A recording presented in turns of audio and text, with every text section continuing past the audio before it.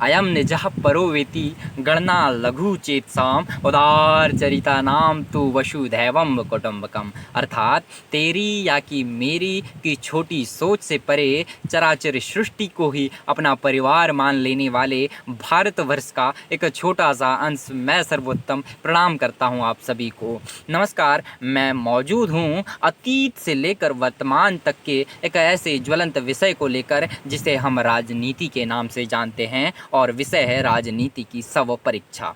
राजनीति, राज धन नीति, दो शब्दों के मेल से बना यह शब्द जिसका अर्थ होता है नीतिगत रूप से शासन करना। तब मुझे राष्ट्रपिता महात्मा गांधी जी का वो कथन याद आता है जब वे कहते हैं कि हम राजनीति नामक सांप की कुंडली में फंसे हुए हैं और हमें इसके साथ जीना आवश्यक होगा। वर्तमान में हम देखते हैं कि अधिकतर लोगों की राय राजनीति के विषय में नकारात्मक होती है, किंतु हमें यह जानना आवश्यक है कि वर्तमान में ग्राम से लेकर राज्य तक, राज्य से लेकर राष्ट्र तक और राष्ट्र से लेकर अंतर्राष्ट्रीय स्तर के मुद्दों की बातें नीतिगत रूप से राजनीति में ही होती है, और किसी भी समाज का बिना नीतिगत ढांचे के पनपना, उद्भव होना या संचालन होना कदापि संभव नहीं है। किंतु लोगों की राय भी कहीं ना कहीं वर्तमान में राजनीति में उपजे कुछ मूल दोषों के कारण आई है,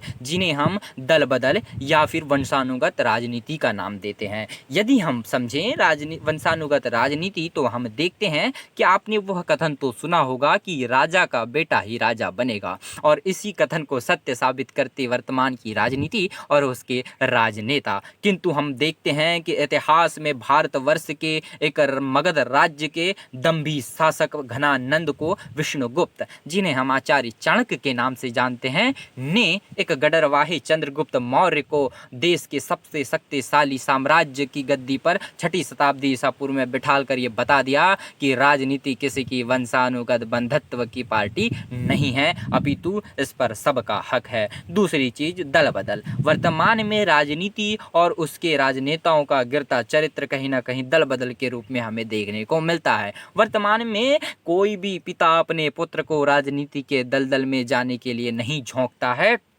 जिसका कारण है इस राजनेताओं का गिरता चरित्र। और हम यदि देखें तो यह सब बहुत से ऐसे कारक हैं जो राजनीति के स्तर को गिरा रहे हैं। किंतु मुझे राजनीति के आदर्श पुरुष माननीय अटल बिहारी जी वाजपेयी जी का वो कथन याद आता है जब उन्होंने कहा था कि सरकारें आएंगी, सरकारें जाएंगी, पार्टियां बनेगी, पार्टियां बिगड़ेगी, लेकिन ये देश रहना चाहिए, ये देश रहना चाहिए। और एक कथन जब उन्होंने कहा था कि यह भारतवर्ष केवल भूमि का टुकड़ा नहीं है, अपितु जीता जागता राष्ट्र पुरुष है। यह तर्पण की भूमि है, यह अर्पण की भूमि है, यह चंदन की भूमि है, यह अभिनंदन की भूमि है। इसका कंकर कंकर शंकर है, इसकी बूंद बूंद गंगा जल है। हम जिएंगे तो इसके लिए और हम मरेंगे तो इसके लिए। और यही बंधत्व की भावना, यही देश प्रेम की भावना, यही राष्ट्र के प्रति भावना जब राजनीति में प्रत्येक राजनेताओं में, चाहे वह राष्ट्र स्तर के हो